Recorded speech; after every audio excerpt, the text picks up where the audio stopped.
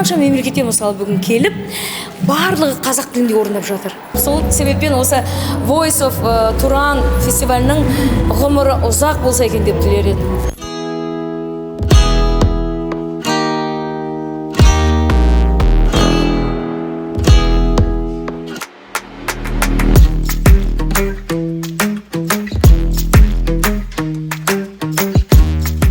Бұйырса ертең дағы бір сыра сүрдіп волнение болып болған әрекетесте әрбір участник жасайды деп ойлаймын.